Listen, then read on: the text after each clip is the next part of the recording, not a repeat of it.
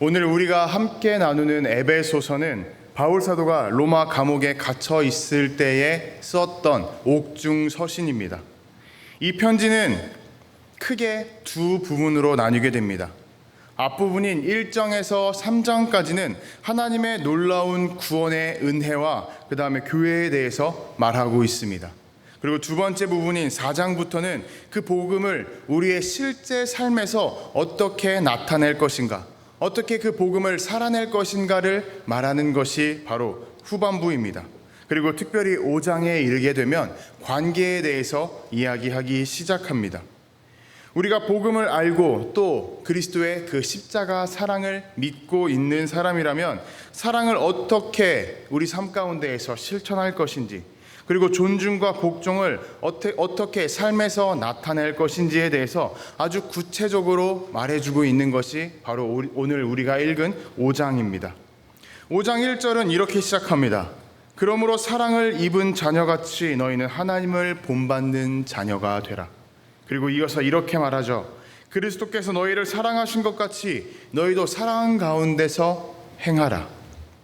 모든 관계의 시작은 그리스도의 사랑에서부터 시작한다고 분명하게 바울 사도는 우리에게 가르쳐주고 있습니다. 그리고 이 이후에 나오는 부부의 이야기나 부모와 자녀의 이야기, 그리고 당대의 조인과 종의 이야기, 이 모든 것들은 사랑을 입은 자녀답게 살아가야 한다라는 그 전제를 깔고서 나아가는, 설명하는 그러한 예시에 가깝습니다. 그러다 보니 바울 사도가 오늘 말하고 있는 모든 관계에 있어서 그 모든 것들은 단순한 도덕이나 어떠한 문화 규범이 아니라 복음을 통해서 하나님 안에서 새로워진 존재가, 새롭게 태어난 존재가 어떻게 이 땅 가운데에서 그 복음을 드러내며 살아갈 것인가를 말해주는 것이 바로 에베소서의 말씀이라고 우리는 보면 됩니다. 결국 바울 사도가 에베소서를 통해서 우리에게 가르쳐 주고자 하는 것은 이것입니다. 그리스도를 사랑하는 사람이라면 그 사랑을 따라서 관계를 대하는 태도도 반드시 달라져야 한다라는 것이죠. 그래서 오늘 우리가 읽는 부부관계에 대한 말씀도 그저 단순하게 한 남편과 한 부부의 이야기로만 끝나지 않습니다. 그리스도 안에서 새롭게 살아가는 사람은 그 관계도 새로워진다라는 것을 바탕으로 바울 사도가 에베소서 5장을 통해서 우리에게 보여주고자 하는 것입니다. 오늘 우리가 함께 나누는 에베소서 5장 22절에서 33절까지의 말씀은 세 부분으로 나눌 수가 있게 됩니다. 그리고 전체를 놓고 보면 바울 사도는 단순히 남편과 아내의 이야기를 하는 것만은 아니라는 것을 우리는 깨닫게 되죠. 바울 사도는 이 땅의 가정 그리고 부부라는 관계를 통해서 하나님께서 우리에게 베풀어 주시는 복음의 원리가 무엇인지 정확히 보여주고자 했습니다. 다시 말하면 부부의 사랑 안에 하나님께서 우리에게 가르쳐 주신, 우리에게 보여주신 복음의 구조가 담겨 있다는 것입니다. 첫 번째는 22절에서 24절까지의 말씀입니다. 아내들이여 자기 남편에게 복종하기를 주께 하듯 하라. 이 구절은 우리가 종종 오해하기 쉬운 구절입니다. 남자들은 이렇게 생각해요. 왜 아내들 보고 복종을 하라고 하는 걸까? 아내들도 똑같이 생각합니다. 왜 우리만 남편에게 복종을 해야 된다는 거지? 옛날 가부장적인 문화를 더 강조하는 것 아닌가? 이러한 오해를 우리는 하고는 합니다. 하지만 이 질문이 들기에 앞서서 우리는 읽지는 않았지만 21절의 말씀을 먼저 살펴보아야 합니다. 21절에는 이렇게 기록하고 있습니다. 그리스도를 경외함으로 피차 복종하라. 이 복종은 사랑 안에서 나오는 자발적인 헌신을 의미합니다. 남편을 주님 대하듯 존중하라는 말은 서로를 세워주는 질서 속에서, 다시 말해서 일방적으로 아내가 남편에게만 향해지는 그러한 순종이나 복종이 아니라 남편과 아내 서로가 피차 주고받는 질서 속에서의 존중을 의미하고 있습니다. 두 번째는 25절에서 30절까지의 말씀입니다. 25절에는 이렇게 기록하고 있습니다. 그리스도께서 너희를 사랑하사 너희를 이 부분은 남편들아 아내 사랑하기를 그리스도께서 교회를 사랑하시고 그 교회를 자신을 주심같이 하라라고 말씀하는 것으로 시작합니다. 여기서 바울은 아내가 남편에게 복종해야 한다라고 말했던 그 분량보다 훨씬 더 길게 남편에게 책임을 강조하고 있습니다. 왜 그럴까요? 남편이 먼저 사랑함으로써 이 관계를 이끌어 나가야 할 책임이 있다고 강조하고 있기 때문입니다. 이 사랑은 단순한 감정에 의해서 나타나는 어떠한 부부 관계인 것이 아니라 그리스도께서 우리를 위해 내어주신 그 사랑의 관계, 사랑의 복음을 기반으로 만들어진 그런 부부 관계이기 때문에 남편의 책임을 더 우선시하라고 바울 사도는 가르쳐 주고 있는 것이죠. 조건 없는 사랑이었고 희생 없는 사랑이었고 거룩하게 하는 사랑이 바로 그리스도의 사랑이었습니다. 그리스도께서 교회를 깨끗하게 하신 것처럼 남편들은 아내를 향해서 거룩함과 존귀함을 품고 사랑해야 한다고 지금 바울 사도는 강조하고 있는 것이죠. 세 번째는 31절부터 33절까지의 말씀입니다. 여기서 바울은 창세기의 말씀을 인용해서 우리에게 가르침을 더해줍니다. 그러므로 사람이 부모를 떠나 그의 아내와 합하여 그 둘이 한 육체가 될지니, 그리고 이어서 이렇게 덧붙이죠. 이 비밀이 크도다. 나는 그리스도와 교회에 대하여 말하노라. 무슨 뜻일까요? 지금까지 말해온 모든 부부의 이야기가 결국은 복음의 구조, 복음의 관계를 설명하기 위한 그림이었다라고 바울 사도는 이야기하는 것입니다. 그래서 33절에서 이렇게 정리합니다. 너희도 각각 자기 아내 사랑하기를 자신같이 하고 아내도 자기 남편을 존경하라. 서로 사랑하고 서로 존중하고 서로 존경하라는 것이죠. 이것이 깨어진 관계를 회복하는 것이고 우리의 가정을 다시 올바로 세워가는 방법이라고 바울 사도는 이야기하고 있습니다. 이제 이 모든 본문 앞에서 우리는 한 가지 질문이 생깁니다. 왜 우리가 걸어가는 복음의 길에는 사랑과 복종이 함께 있어야만 하는 걸까요? 왜 사랑만 얘기한다던가 복종만 얘기하는 것이 아니라 사랑과 복종을 동시에 이야기하는 걸까요? 앞서 말했듯 우리가 에베소서 5장을 읽을 때에 우리 마음속에 가장 많이 불편함을 주고 부담스러움을 주는 단어는 바로 복종입니다. 왜냐하면 복종이라는 단어에서 왠지 누군가의 우리가 권위 밑에 기어 들어가야 될 것 같은 그런 강요처럼 느껴집니다. 내가 낮아지고 내가 희생해야 하는 억압으로 느껴지기 때문인 거죠. 하지만 바울 사도가 오늘 여기서 말하는 복종은 그러한 종류의 복종이 아닙니다. 앞서 말했듯 그 핵심은 21절에 있습니다. 그리스도를 경외함으로 피차 복종하라. 그리스도를 경외함으로 피차. 우리는 이 두 가지 단어에 주목을 해야 합니다. 그리스도를 경외한다라는 것은 우리가 복종해야 하는 복음적 동기를 가르쳐주고 있습니다. 이러한 복음적 동기 안에서, 복음적 이유 안에서 피차, 서로 간에 복종하고 존중하라고 가르쳐주는 것이죠. 이 복종은 다시 말해서 어느 한쪽이 높아지고 어느 한쪽이 낮아지는 이런 수직적인 관계를 나타내는 것이 아니라 서로가 서로를 위해서 나의 자리를 내어주는 것, 나의 마음의 자리를 베풀어 주는 것, 다시 말해서 수평적인 관계를 의미하는 것입니다. 억눌림이 아니라 사랑 안에서 나 자신을 상대방보다 낮추라는 것이죠. 서로를 세우기 위한 존중의 자세와 태도를 의미합니다. 이러한 복종은 신앙 안에 있을 때, 그리스도 안에 있을 때에 자발적으로 행해지는 순종이며 가부장적인 문화를 정당화하려는 어떠한 그러한 명령이나 가르침이 아니라 그리스도인의 삶의 방식, 하나님의 사랑을 통해서 새롭게 변화받은 그리스도인의 새로운 삶의 방식입니다. 새로운 윤리, 그 하나님의 사랑의 윤리를 우리 인생의 가장 가까운 관계에서부터 실천하고 살아내라는 가르침인 것이죠. 그렇기 때문에 22절과 24절에서 반복되는 복종하라라는 이 권면은 그리스도를 경외함으로 라는 그 전제 안에서 이해될 수 있는 것입니다. 단순하게 사람과 사람 간의 노예와 주인 간의 관계를 통해서 복종하라는 것이 아니라 그리스도를 경외함으로 하나님께서 우리에게 베풀어 주신 그 사랑을 바탕으로 우리는 이 복종에 대해서 이해해야 한다라고 바울 사도는 강조하고 있는 것이죠. 그리고 이어서 바울 사도는 이제 남편들에게 가르쳐 주기 시작합니다. 그것도 무려 6개의 절을 통해서 가르쳐 줍니다.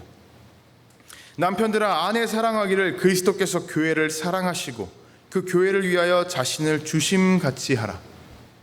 이 본문은 정말 놀라운 구절입니다. 왜냐하면 2000년 전 그 당시의 문화 속에서 남편은 가정의 절대적인 권위자입니다.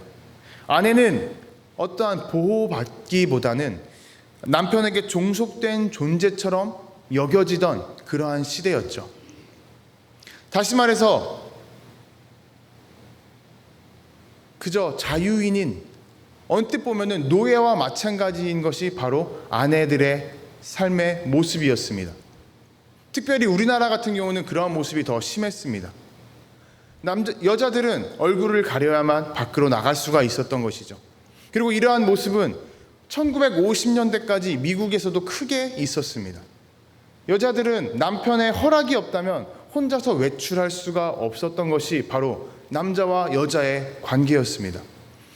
이러한 관계 속에서 바울 사도는 그 시대의 문화에 도전을 던져주고 있었던 것이죠. 남편들이여, 아내를 사랑하라.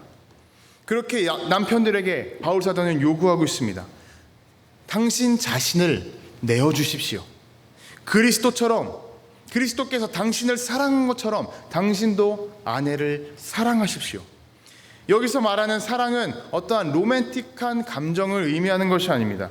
십자가 위에서 우리를 위해 내어주신 그리스도의 그 헌신적인 사랑, 조건을 따지지 않고 오히려 상대방을 깨끗하고 높여주는 그 사랑을 의미합니다. 다시 말해서 거룩한 헌신을 말하고 있죠. 남편의 사랑은 아내를 거룩하게 세워주는 것입니다. 하나의 올바로 서 있는 인격체로서 세워주라고 지금 바울 사도는 남편에게 강조하고 가르쳐주고 있는 거예요. 이것은 이상적인 그런 어떠한 말이나 혹은 기대를 갖고 있는, 미래에 언젠가는 이렇게 될 수 있으니 이렇게 살아가도록 노력해보세요 라는 그러한 말이 아닙니다. 지금 당장 우리가 실천해야 하는 말이라고 바울 사도는 가르쳐주고 있어요. 그러면서 우리에게 비유를 들어줍니다. 28절에서 남편들도 자기 아내 사랑하기를 자기 몸같이 할지니라고 합니다. 우리가 깊게 봐야 되는 것은 자기 몸같이입니다. 우리는 어떠한 어려움 앞에 있을 때에 본능적으로 나의 몸을 지키려고 합니다. 배고프면은 우리는 무언가를 찾아 먹고, 아프면 병원에 가고, 또 다치면 약을 바르고 밴드를 붙이면서 치료하려고 하죠. 그렇듯이 아내도 내 몸처럼 아끼라는 것이 바로 오늘 바울 사도의 가르침인 것이죠. 왜냐하면 30절의 말씀처럼 우리는 그리스도의 지체이기 때문입니다. 그리스도께서 교회를 그렇게 나 자신의 모든 것을 내어줌으로써 사랑하셨던 것처럼 남편은 아내를 그 자체만으로 존귀하게 여기고 사랑해야 하고 끝까지 책임져야 한다고 가르치고 있습니다. 사랑은 단순한 감정이 아니라 우리에게 주어진 복음 속에서 사명이라고 할 수 있습니다. 가정의 질서는 서로를 세워주는 복음의 구조인 것이죠. 그리스도의 사랑을 입은 사람은 가장 가까운 자리에서부터 그 사랑을 살아내라는 하나님의 부르심 속에 우리는 나아가야 합니다. 복종은 상호적인 것이고 자발적인 헌신이며 상대방을 거룩하게 만드는 책임의 자리입니다. 이것이 복음으로 세워지는 가정의 올바른 모습인 것이죠. 그래서 에베소서 5장의 마지막 절들 31절에서 33절까지는 이 복음적인 관계를 더 깊이 가르쳐주는 놀라운 선언으로 바울 사도는 진행하기 시작합니다. 31절에서 이렇게 이야기하죠. 그러므로 사람이 부모를 떠나 그의 아내와 합하여 그 둘이 한 육체가 될지니라. 이 말씀은 창세기 2장 24절의 인용입니다. 남자가 부모를 떠나 아내와 합하여 둘이 한 몸을 이룰지니라. 여러분, 결혼은 신약기대에 있어서 어떠한 제도가 아닙니다. 단순한 제도가 아닙니다. 하나님께서 창조의 순간부터 우리에게 주신 하나의 공동체입니다. 시간이 지나면서 우리가 어떠한 규례를 만들고 제도를 만들면서 결혼이라고 묶어내긴 했지만 그 모든 것들의 근원을 살펴보면 결국 하나님께서 우리에게 주신 최초의 공동체가 바로 이 부부의 관계인 것이고 가정의 관계인 것입니다. 그래서 바울 사도는 창세기의 이 말씀을 다시 한 번 더 인용하면서 우리에게 가르쳐주고 있는 것이죠. 결혼은 단순하게 사회적 합의나 문화적인 계약이 아니라 하나님의 창조 질서 안에 있는 우리가 이루어야 하는 거룩한 연합이다 라고 말하고 있습니다. 그리고 한 육체가 된다는 것은 어떠한 육체적인 연합만을 의미하지 않습니다. 삶의 모든 영역, 경제적인 것으로나 정신적인 것으로나 영적인 것으로나 그 모든 것들에 있어서 서로를 향해 하나가 되어가는 일치에 대해서 이야기하는 것이 바로 한 육체가 된다라는 의미입니다. 결혼은 두 사람이 단순하게 나란히 한 방향을 보며 함께 걸어가는 게 아니에요. 그것은 그저 평행의 관계일 뿐입니다. 부부의 관계는 하나로 되어서 두 개의 선이 하나의 선이 되어서 그려 나가는 것이 바로 하나님께서 우리에게 가르쳐 주시는 부부 관계라는 것입니다. 이 부부 관계는 언약의 공동체라고 할 수 있습니다. 그래서 바울 사도는 단호하게 이야기합니다. 결혼은 단순한 계약이 아니라 언약의 관계입니다. 그리고 그 언약은 우리 자신의 선택이 아니라 하나님의 창조의 부르심에 의한 우리의 응답이라고 가르쳐주고 있습니다. 그렇다면 바울 사도는 왜 갑자기 복음의 관계에 대해서 한창 부부의 사랑에 대해서 이야기하다가 꺼냈던 걸까요? 그 이유가 바로 그 다음 절인 32절에서 나타납니다. 나는 그리스도와 교회에 대하여 말하노라. 남편과 아내의 관계를 설명해 오던 바울 사도는 갑자기 이렇게 설명하는 거예요. 이 모든 설명은 결국 그리스도와 교회의 관계를 의미하는 것이다. 여기서 말하는 비밀은 우리가 생각하는 어떠한 감추어진 그러한 이야기나 감추어진 어떤 물건 그런 것들을 의미하는 것이 아닙니다. 하나님께서 그리스도를 통하여서 드러내신 깊은 구원의 진리를 의미합니다. 바울 사도는 결혼이라는 삶의 구조 안에서 하나님께서 우리에게 보여주신 그 구원의 관계, 구원의 구조, 그 사랑의 구조가 나타나 있다고 말해주는 것이죠. 우리가 서로 사랑하고 서로를 품어주고 서로를 용서하고 때로는 다시금 시작하려는, 다시 회복하려는 그 모든 장면들이 그리스도께서 교회를 사랑하신 그 사랑의 모습을 우리가 각자의 삶 속에서 각자의 가장 가까운 관계를 통해서 드러내라는 그러한 명령이고 가르침인 것입니다. 여기서 말하는 교회는 그리스도를 구주로 영접한 성도들입니다. 우리들인 것이죠. 여러분, 예수 그리스도는 우리를 어떻게 사랑해 주셨습니까? 우리를 어떻게 사랑하셨나요? 조건 없이 사랑하셨습니다. 그리고 변함없이 사랑해 주셨습니다. 그리고 끝까지 사랑해 주셨습니다. 그 사랑은 십자가라는 가장 구체적인 방법 위에서 우리에게 증명되었습니다. 그리고 그 십자가는 오늘날까지 우리 마음속에 깊이 뿌리내리고 있습니다. 예수 그리스도는 우리를 위해서 이 땅에 오셨고 그리고 완전히 자신의 목숨을 내어주셨습니다. 우리는 그 사랑을 받아서 그리스도 안에 한 몸을 이룰 수 있게 되었습니다. 이 모습을 바울 사도는 부부라는 관계 안에서 나타나야 한다고 말해주는 것이죠. 그래서 마지막 33절에서 이렇게 정리합니다.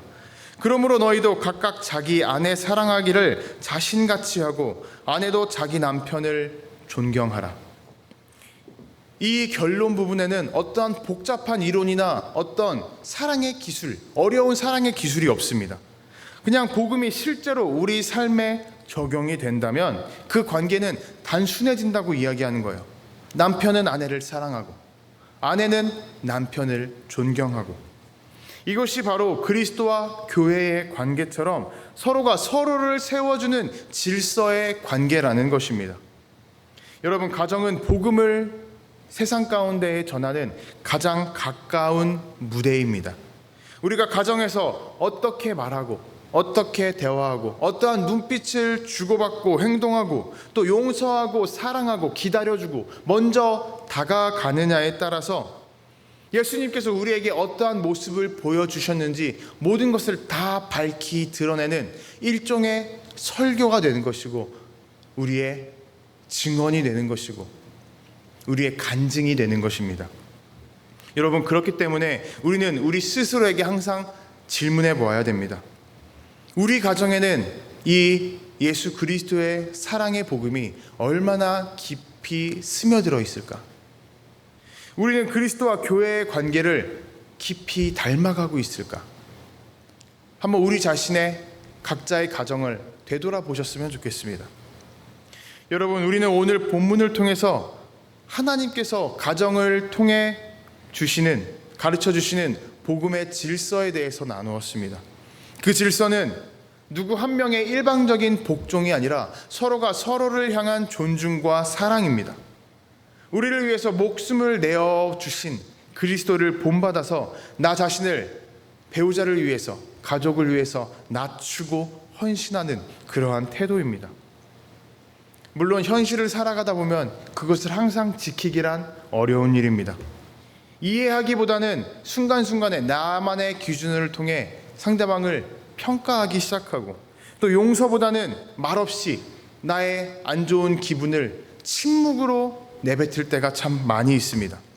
그러다 보면 우리의 가정은 하나님의 사랑이 기준이 되는 것이 아니라 세상의 실수, 세상의 어떠한 기준이 우리 가정에 움직이는 엔진이 되고 맙니다. 그럴 때 우리는 오늘 본문을 기억해야 됩니다. 바울이 말한 사랑은 감정이 아니라 선택이고 결단이라는 사실을 기억해야 됩니다. 그리스도께서 우리를 사랑하신 이유는 우리를 먼저 사랑해야겠다고 마음먹으셨기 때문입니다. 어떠한 이유가 있기 때문이 아닙니다. 우리가 잘했기 때문에, 우리가 뛰어나기 때문에, 우리가 어떠한 조건을 가졌기 때문에 하나님의 사랑을 받을 수 있는 것이 아닙니다. 그저 하나님께서는 우리를 그 자체만으로 사랑하셨기 때문에 우리에게 목숨을 내어 주셨던 것이고, 우리에게 큰 흰색을 보여주셨던 것입니다. 사랑받을 만해서가 아니라 내가 사랑받았기 때문에 우리도 그 사랑을 우리의 가정 가운데에 흘려보내야 됩니다. 이것이 오늘 바울 사도가 가르쳐주는 복음을 통해서 우리의 부부의 관계, 가정의 관계가 회복되는 출발점입니다. 그래서 오늘 우리는 다시금 이렇게 고백할 수 있기를 소망합니다. 주님, 제가 받은 그 주님의 사랑을 우리 가정 가운데에 나타낼 수 있게 하여 주옵소서. 다시 사랑을 말하게 하여 주시고, 다시 품에 끌어안게 하여 주시고, 다시 축복할 수 있게 하여 주옵소서. 이러한 기도와 간구와 고백이 우리 삶 가운데 항상 충만히 있기를 소망합니다. 여러분, 우리의 신앙은 교회에서만 성장하는 것이 아닙니다. 집에서 시작되는 것이고, 집에서 자라나는 것이고, 집에서 증명될 수 있습니다. 우리는 그저 가정을 어떠한 쉼의 공간으로만 여기기 쉽습니다. 하지만 바울 사도는 오늘 가정을 복음의 훈련소로 여기고 가르쳐 줍니다.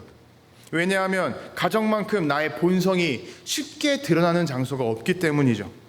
가정만큼 복음대로 살아가기가 쉬운 장소는 없기 때문입니다. 우리가 받은 이 하나님의 은혜와 사랑은 그렇기 때문에 가장 먼저 우리의 가정 속에서 흘러나가야 되고 나타나야 합니다. 배우자에게, 우리 자녀에게, 또 자녀는 부모에게. 그래서 가정은 복음의 훈련소입니다. 그리고 또한 가정은 동시에 예배의 자리입니다. 감사가 시작되고 회개가 일어나고 용서와 축복이 오가는 그러한 장소입니다. 식탁에서 기도가 다시 피어나고 사랑이 오고 갈 때 우리의 가정은 복음이 살아 숨쉬는 작은 교회가 될 것입니다. 작은 신앙 공동체가 될 것입니다. 여러분, 가정은 하나님께서 우리에게 허락하여 주신 가장 작은 교회라는 사실을 잊지 말아야 합니다. 여러분, 그러니 우리는 우리 가정 가운데에서 다시 사랑해야 합니다. 다시 손을 내밀어야 합니다. 다시 웃고 안아주고 함께 손잡고 하나님 앞에 서야 합니다. 사랑은 멀리 있는 것이 아니라 우리 가장 가까운 데서부터 시작한다는 사실을 잊지 말고 한 주간을 살아가시기를 소망합니다. 이번 한 주간 그리스도의 사랑으로 가정을 다시 올바로 세워가기로 마음먹고 또 선택하는 이 결단이 우리의 말 한마디나 표정 하나 그리고 작은 기도 속에 언제나 살아 숨쉬며 우리 모든 가정들에게 흘려나가기를 주님의 이름으로 도전하고 축복합니다.